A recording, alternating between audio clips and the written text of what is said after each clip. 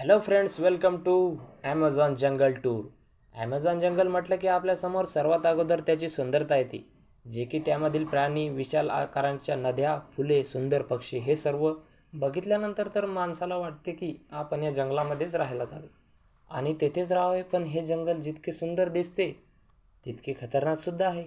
यामध्ये आढळणारे विषारी साप, आकाराने मोठे जसे ॲनाकोंडा, कोब्रा, अजगर यासारखे, तसेच या जंगलामध्ये झाडेसुद्धा विषारी आहेत, जे की आपण त्यांना आपला स्पर्शसुद्धा झाला तरी आपण मरण पावू शकतो. हो, आपल्याला 20% ऑक्सिजन फक्त या ॲमेझॉन जंगलामधूनच मिळते.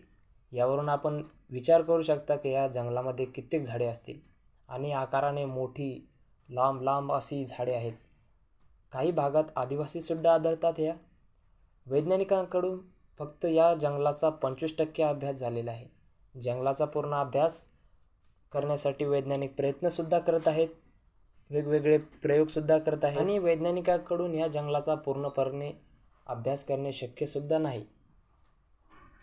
असे काही ठिकाणं आहेत या जंगलामध्ये की जेथे मनुष्यसुद्धा पोचू शकत नाही. निसर्गाच्या सानिध्यात बसलेल्या या जंगलात कित्येक रहस्य दडलेले आहेत, याची आपण कल्पनासुद्धा करू शकत नाही.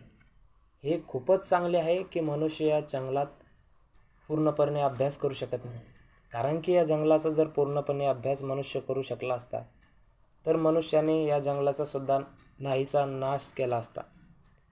कारण स्वतःच्या फायद्यासाठी मनुष्य या जंगलातून पूर्णपणे जे काही भेटेल स्वतःच्या फायद्यासाठी ते पूर्ण आणण्याचा प्रयत्न केला असता आणि या जंगलामधील कित्येक प्राण्यांचे घर नष्ट झाले असते व कित्येक प्राण्यांच्या प्रजाती नष्टसुद्धा झाल्या असत्या.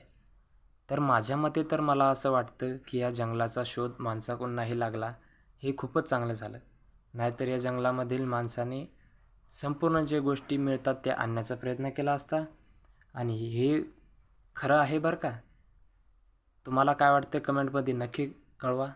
भेटूया पुढच्या व्हिडिओमध्ये. जय हिंद, जय भारत.